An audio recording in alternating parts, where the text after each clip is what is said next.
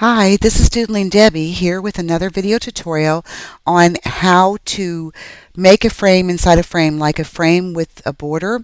One of the ladies on the Silhouette Plus group wanted to do a project like this and had a question about how to go about welding this. So I'm going to try to give you a little help here and show you all how to make your own personalized bordered frames.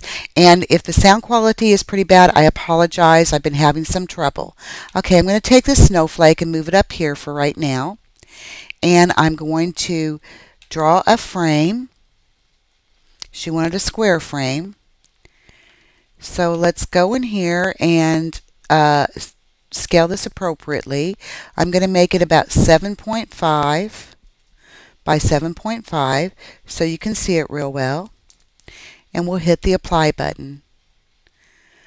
Okay, now I can move that up just a bit. Okay, and just to help me, I'm going to go ahead and put my snowflake in here, maybe even scale it a little smaller. There we go. So I think I would like it about right there. Okay, now I'm going to select this and go to the offset window. And I'm going to click internal offset. And I'm going to drag this in to where it would meet my snowflake.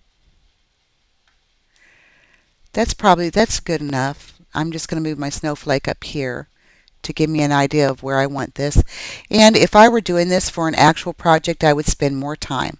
Okay, now we want to take this frame here and our internal offset frame, hold down the shift key and click on it. Now right click and make this a compound path.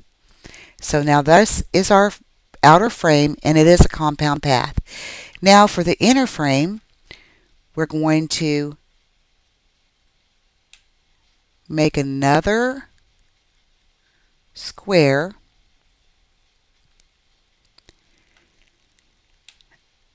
And I think I want to make this one about 4.5 by 4.5. So let's go ahead and scale this to 4.5 by 4.5. Hit that apply button. There we go. Okay, now I'm going to click on this and hold the shift key down. I want to go to my alignment window and I want to align the center with this square. It gives me an idea of my snowflake and where it needs to be. Now again, we need to go in here and do that internal offset. So I'm going to click on that internal offset and again we're going to slide this in. And you can make this any size you want to. Now I'm going to hold down the shift key and then I'm going to right click and make this frame a compound path. Okay, let's take a look at that snowflake, see if I want to do any extra resizing, because remember, in order to weld this, these have to go partially, this snowflake has to go a little bit into the frame, both frames, so they weld nicely. So I'm going to kind of move this around here. So I've got a little bit overlapping here, maybe just a tad bit more, not too much, because I want to keep the shape. Now I'm going to go hold down my control button and click because I want one for each corner. Bring that up. Control click, bring one down to this corner. There we go.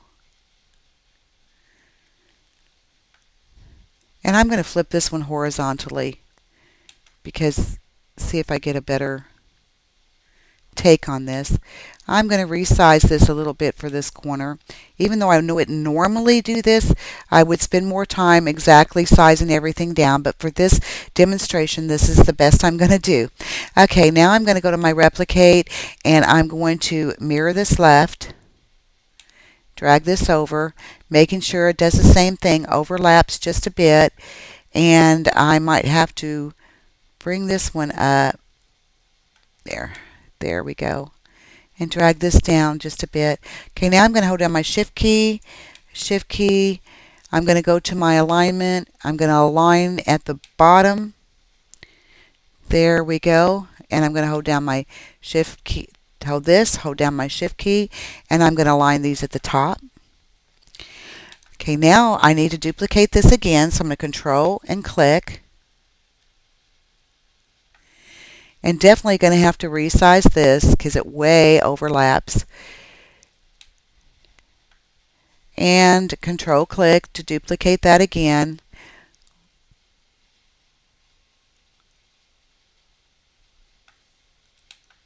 Okay, this isn't exactly overlapping enough, so I'm going to bring that up and bring this down. I'm going to go ahead and delete this one and delete that out. And control click and drag that over.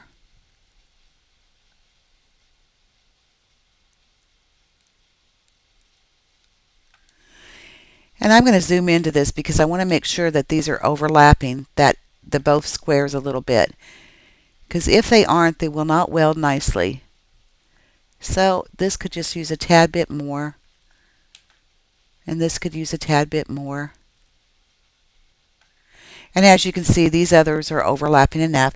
So I'm going to hold down my shift key and I'm going to group these and we're going to replicate them. I'm going to go mirror below, drag these down,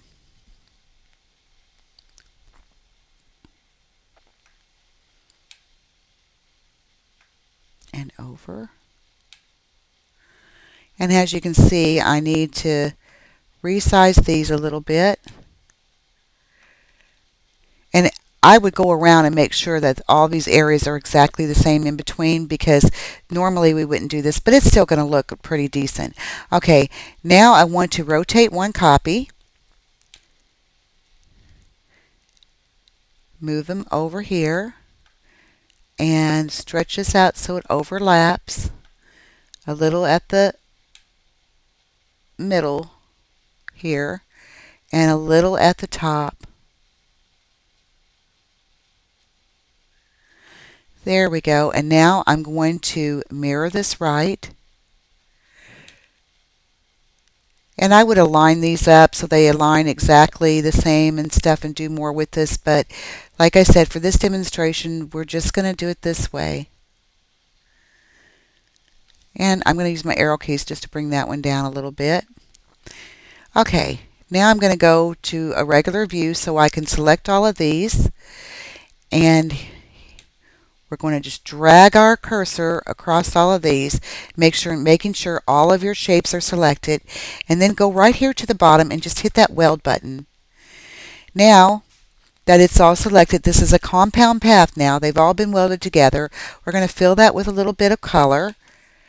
And there you go. There's a pretty snowflake bordered frame, and you can do this with any shape and just practice and make it a lot more perfect than I've made this one, and have fun with your silhouette. Happy crafting, everyone. I'll see you on the Silhouette Plus forum. Bye.